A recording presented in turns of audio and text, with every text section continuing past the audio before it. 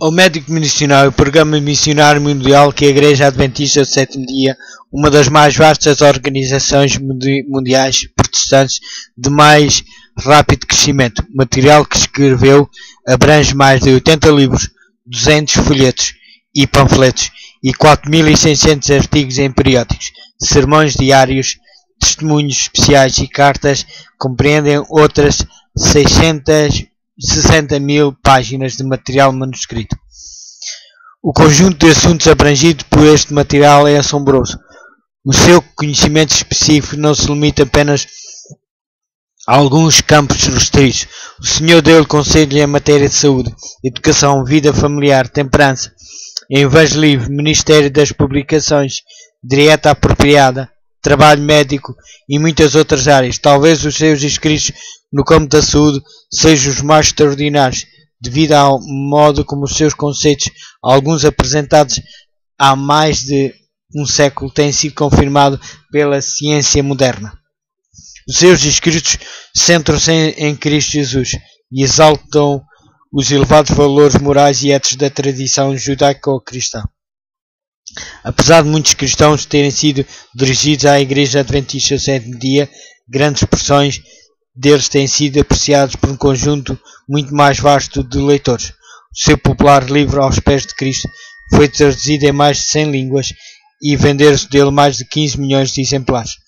A sua obra mais vasta é o Conflito dos Séculos, em 5 volumes, que pormenoriza a grande controvérsia entre Cristo e Satanás, desde a origem do pecado até a sua erradicação do universo. O impacto dos seus escritos sobre os indivíduos é profunda. Recentemente, o Instituto do Ministério da Igreja da Universidade de Andrews fez um estudo comparando a atitude e a conduta cristã de adventistas que leem regularmente os seus livros e de outros que os não leem. O resultado do estudo salienta a influência dos seus escritos sobre aqueles que o leem. O estudo levou a estas conclusões: os leitores têm uma relação mais íntima com Cristo, maior certeza da sua situação diante de Deus e parecem conhecer melhor os seus próprios dons espirituais.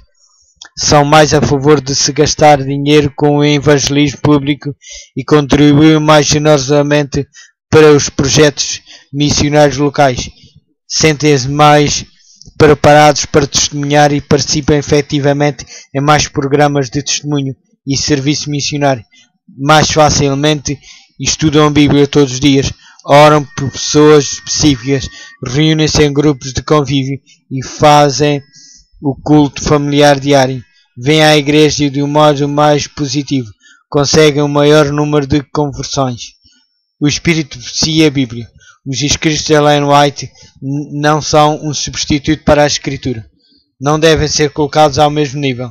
As Sagradas Escrituras são a única norma pela qual tanto os escritos dela como outros quaisquer devem ser julgados e à qual se devem submeter. A Bíblia como norma suprema. Os Adventistas do Sétimo Dia apoiam fortemente o princípio solo da reforma, a Bíblia como seu próprio intérprete e só a Bíblia como base de todas as doutrinas. Os fundadores da Igreja desenvolvem as suas crenças fundamentais através do estudo da Bíblia. Não recebem essa doutrina através das visões de Ellen White. O principal papel dela durante o desenvolvimento das doutrinas foi orientar na compreensão da Bíblia e confirmar as conclusões encontradas através do estudo da Palavra de Deus. A própria Ellen White acreditava e ensinava que a Bíblia era a nova norma fundamental para a Igreja. No seu primeiro livro, publicado em 1851, disse ela: recomendo-vos, caro leitor, a Palavra de Deus como regra da vossa fé e prática. Por essa palavra seremos julgados. Ela nunca modificou esta sua maneira de ver. Muitos anos mais tarde escreveu: em sua palavra, Deus conferiu aos homens o conhecimento necessário para a salvação. As Sagradas Escrituras devem ser aceitas como autorizada e infalível revelação da sua vontade. São elas a norma do caráter, o revelador das doutrinas, a pedra de toque, da experiência religiosa.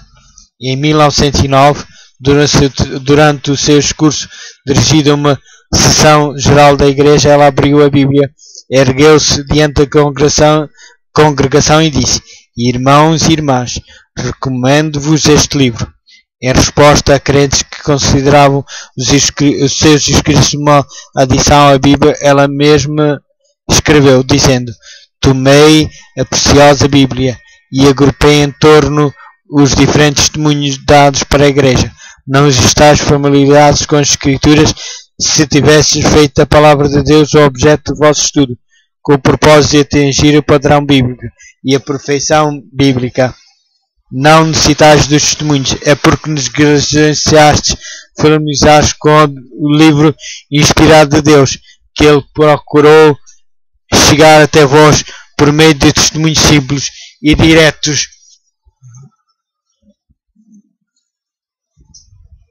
chamando a atenção para a palavra de inspiração, ao quais negligenciaste obedecer, insistindo convosco para modificardes as vossas vidas de acordo com os seus ensinamentos puros e santos." Um guia para o estudo da Bíblia. Ela viu a sua obra como um meio de reconduzir as pessoas à Bíblia. Pouca atenção é dada à Bíblia e o Senhor deu uma luz menor para guiar homens e milhares à luz maior, a palavra de Deus. Escreveu ela, é suficiente para iluminar o espírito mais obscurecido e pode ser compreendida de todo o que sinceramente deseja entendê-la. Mas não obstante isto, há alguns que dizem fazer da palavra de Deus o objeto de seus estudos são encontrados vivendo em oposição direta